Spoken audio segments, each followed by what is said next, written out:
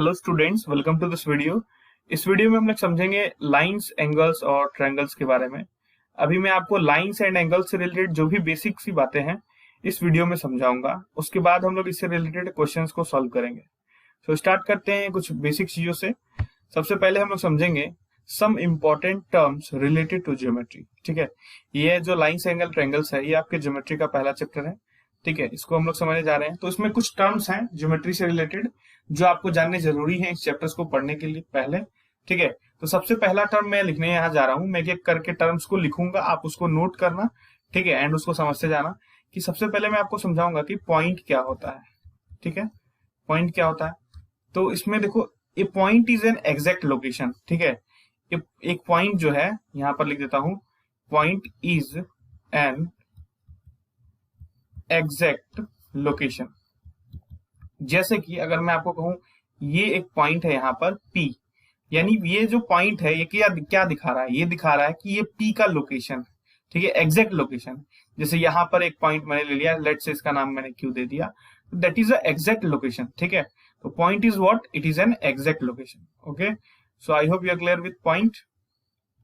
Now इसके बाद हमें समझना है लाइन सेगमेंट क्या होता है। ठीक है, तो अब मैं यहाँ पर लाइन सेगमेंट लिखूंगा और आप भी इस चीज को नोट करते चलो। ठीक है, साथ साथ मैंने यहाँ पर लिख दिया लाइन सेगमेंट। ठीक है, लाइन सेगमेंट क्या होता है। तो लाइन सेगमेंट अपना है एक the straight path between two points A and B is called line segment. ठीक है, पॉइंट अपना क्या है, एग्जैक्ट लोकेशन। और अगर दो पॉइंट है, मान लो एक पॉइंट यहाँ पर है ए, एक पॉइंट है यहाँ पर बी। ठीक है, और ये दो पॉइंट है, दोनों फिक्स पॉइंट है। ठीक है, तो इनके बीच का जो स्ट्रेट पाथ होगा, ठीक है, इनके बीच का जो स्ट्रेट पाथ होगा इसको हम क्या बोलेंगे, that is line segment. So what is a line segment, the straight path between the points A and B is called line segment. ठीक है, और आप जानते हैं लाइन सेगमेंट की लेंथ जो होती है वो डेफिनिट होती है, यानी फिक्स होती है। ठीक है, तो ये चीज आपको ध्यान रखना है कि ये line segment has a definite length. और लाइन सेगमेंट जो है ये क्या है, this is a straight path between two points that is A and B. Here in this figure आप देख सकते हैं ए और बी के बीच में जो पॉइंट है, ठीक है, ये ए और बी जो है दो पॉइंट है, इनके बीच में जो ये जो स्ट्रेट पाथ हमने ड्रॉ किया है that is what, it is line segment. तो मैंने जो भी डेफिनेशन बोला आप उसको लिख लो। ठीक है, मैं यहाँ पर उतना नहीं लिख रहा, डेफिनेशन आप समझ गए होंगे या ये चीजें आप तो पहले से भी जानते होंगे। ठीक है, अब जो तीसरा जो पॉइंट है अपना इसमें आप देखो, यहाँ पर तीसरा पॉइंट है रे क्या होता है। ठीक है, ये यहाँ पे मैं लिख देता हूँ। ठीक है, तो देखो जैसे लाइन सेगमेंट क्या होता है, दो इंड के बीच का जो स्ट्रेट पाथ होता है उसको लाइन सेगमेंट बोलते हैं। यहाँ पर आप एक पॉइंट अपना ए था, एक पॉइंट बी था, एंड इनके बीच का जो स्ट्रेट पाथ है दैट इज लाइन सेगमेंट। रे में क्या होता है, एक एंड फिक्स होता है, दूसरा एंड फिक्स नहीं होता है। ठीक है, तो रे को बोल सकते हैं a line segment when extended indefinitely in one direction is the ray A B. ठीक है, जैसे मान लो ए बी मैंने एक लाइन सेगमेंट ले लिया। ठीक है, तो रे भी क्या है, एक्चुअल में एक लाइन सेगमेंट ही है, लेकिन इसमें क्या होता है, मान लो ए का पॉइंट यहाँ पर फिक्स है और बी जो है यहाँ से देखो, ये देखो एक तरफ ये बढ़ता हुआ चला जा रहा है। ठीक है, यानी इनडेफिनेटली है, मतलब लेंथ इसकी फिक्स नहीं है। ठीक है, तो ये यहाँ पर जो है इसकी इनडेफिनिट लेंथ है, मतलब लेंथ फिक्स नहीं है, तो इसको हम बोलेंगे कि ये रे है। ठीक है, तो रे भी क्या होता है, एक तरह से लाइन सेगमेंट ही होता है, जिसमें क्या होता है आपको बताऊं, यहाँ पर आपको जो रे लाइन सेगमेंट होता है ये एक इंड फिक्स नहीं होता है इसका। तो आई होप आपको ये रे समझ आ गया होगा। ओके, नाउ चौथा जो टर्म है इसमें हमारा कि लाइन क्या होता है। ठीक है, लाइन क्या होता है, तो व्हाट इज अ लाइन, तो मैं यहाँ पर लिखता हूँ चौथा टर्म दैट इज लाइन। ठीक है, ये क्या होता है इसको हम लोग समझते हैं। देखो लाइन सेगमेंट जो होता है, a line segment A B when extended indefinitely in both the directions is called the line A B. जैसे मान लो हमने क्या पढ़ा, देखो अब बताओ लाइन सेगमेंट के बारे में क्या पता, दो फिक्स पॉइंट के बीच का स्ट्रेट पाथ लाइन सेगमेंट होता है।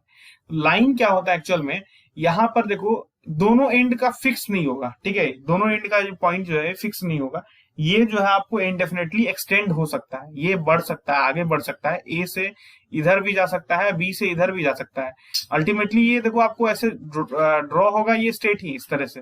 ठीक है, लेकिन ये ए बी जो है और आगे आप बढ़ाकर लिख सकते हैं, ए बी जो है ये आगे आप बढ़ाकर लिख सकते हैं।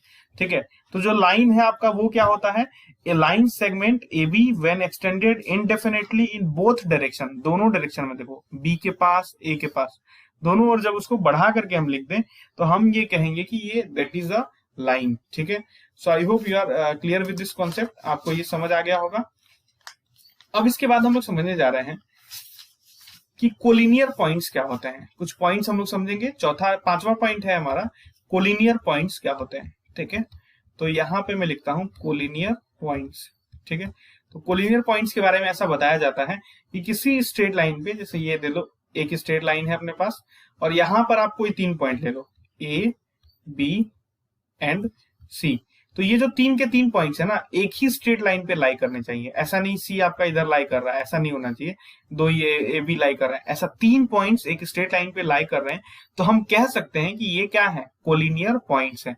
और कोलिनियर पॉइंट्स के केस में क्या होता है, जनरली जो होता है, देखो आपका दो जो डिस्टेंस होगा, जैसे ए बी जो डिस्टेंस है और जो डिस्टेंस है बी सी, तो वो तीसरे के इक्वल होगा, यानी किसी दो का डिस्टेंस तीसरे के डिस्टेंस के सम के इक्वल होगा। ठीक है, तो ये चीज आपको ध्यान रखनी है, that is of collinear points. अब मैं इन चीज को इरेज कर देता हूं और आगे पॉइंट्स हम लोग डिस्कस करते हैं, आप इसको नोट कर लेना। ठीक है, इसके बाद जो है हमारा छठा पॉइंट है, देखो कि इंटरसेक्टिंग लाइंस हम किसे कहते हैं। ठीक है, इंटरसेक्टिंग लाइन हम किसे कहते हैं।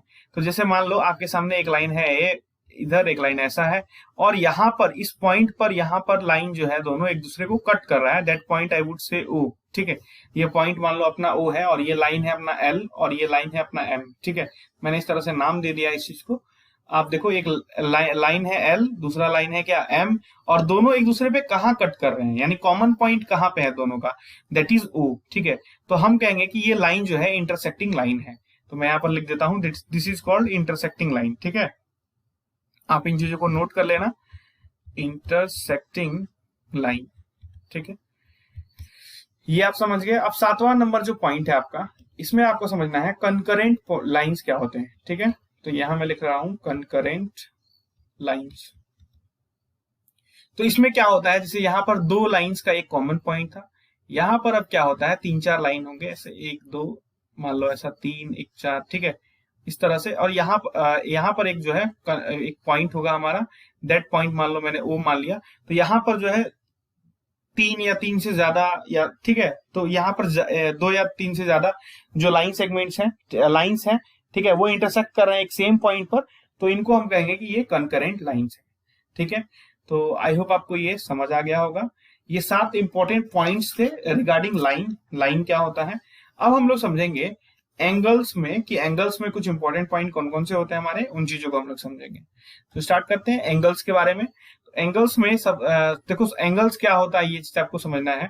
जैसे मैं आपके सामने एक फिगर बनाता हूँ कि एंगल क्या होता है, जैसे एक फिगर में बनाता हूँ, फिर आपको समझाता हूँ एंगल क्या होता है। देखो ये हमारा पॉइंट है ओ, ये पॉइंट है ए, ये पॉइंट है बी। ठीक है, तो एंगल क्या होता है, जैसे यहाँ 2 रेज हैं, कौन कौन सी रेज हैं, ओ ए एंड ओ बी। अब रेज क्यों है ये बताओ, क्योंकि यहां पर जो है इनका एक डायरेक्शन फिक्स नहीं है। ठीक है, एक डायरेक्शन फिक्स नहीं है, एक एंड तो फिक्स है ओ, दूसरा देखो ए आगे बढ़ता हुआ जा रहा है, यहाँ एरो लगा हुआ है, बी आगे बढ़ता हुआ जा रहा है। ठीक है, तो यानी ये आगे बढ़ सकता है। ठीक है, तो ये चीज जो है आपका, ये क्या है, O A and O B are क्या है, ये 2 रेज हैं। ठीक है, having a common point O. ठीक है, कॉमन एंड पॉइंट ओ, इनका एक कॉमन एंड पॉइंट है, दैट इज ओ। ठीक है, form angle AOB, forms angle AOB. देखो ये दोनों जो रेज हैं इनके बीच में एक एंगल बन रहा है, दैट इज एंगल एओबी। ठीक है, ये एंगल एओबी, ये वाला एंगल आपका, इस एंगल को हम लोग बोलेंगे, इस तरह से लिखते हैं हम लोग एंगल को, इस तरह से, ये देखो ये एंगल एओबी, इसको हम लोग बोलेंगे। तो ये लिखते हैं इस तरह से एंगल एओबी, या आप डायरेक्टली इसको एंगल ओ भी बोल सकते हैं। ठीक है, डायरेक्टली आप एंगल ओ भी बोल सकते हैं, जैसे मान लो ये ट्रायंगल मैंने बना लिया। ठीक है, तो उस केस में आप एंगल ओ इसको बोल देंगे डायरेक्टली, और आप एंगल एओबी भी बोल सकते हैं इसको। ठीक है, तो ये चीज आपको ध्यान रखनी है कि एंगल्स क्या होता है। तो 2 रेज के बीच का, ठीक है, दो रेज हैं, वो दोनों का एंड पॉइंट जहां पे मिलता है तो वहां पर एक एंगल बनता है, ये आप कह सकते हैं। ठीक है, इसके बाद हम लोग समझते हैं एंगल्स में नेक्स्ट पॉइंट कि 360 डिग्री एंगल किसको बोलते हैं। ठीक है, 360 डिग्री एंगल किसको बोलते हैं, तो यहाँ देखो आप 360 डिग्री एंगल किसको बोलते हैं। जैसे मान लो यहाँ पर मैंने एक रे ले लिया ओ ए, ठीक है, वो एक रे ले लिया, और इसको आप क्या करो, इस रे को आप क्या करो, घुमाओ, ठीक है, इस तरह से घुमाओ इधर। मान लो एंटी क्लॉकवाइज आपने घुमाना इसको शुरू किया, यानी एक सेकंड में हाइलाइटर लेके आपको बताता हूँ, ये यहाँ देखो एक सेकंड, ठीक है। तो ये आपका ओ ए है, और इसको आप इस तरह से एंटी क्लॉकवाइज घुमाओ एंड देन वापस ले आओ इस तरह से, ठीक है, घुमा करके वापस इस तरह से ले आओ यहाँ पर। तो ये जितना एंगल बनाएगा उस टाइम, उसको हम उस एंगल को हम लोग बोलेंगे 360। यानी आपने इसको क्या किया, इस तरीके से घुमा करके इसको वापस ले आए, और ये जो एंगल यहाँ पर बना, अब ये बना क्या 360 डिग्री। टोटल एंगल कितना बन गया आपका 360 डिग्री। तो ये चीज आपको ध्यान रखनी थी।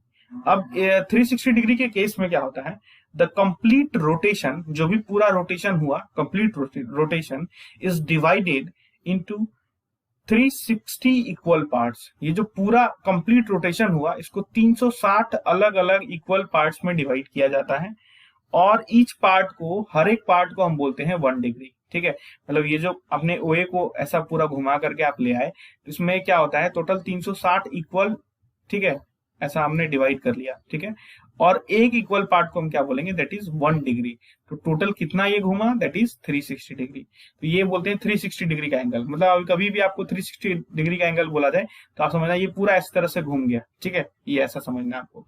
कोई भी चीज है वो पूरा घूम गया, पूरा कंप्लीट रोटेट हो गया, जहां से शुरू था वहां से रोटेट हो गया, ठीक है।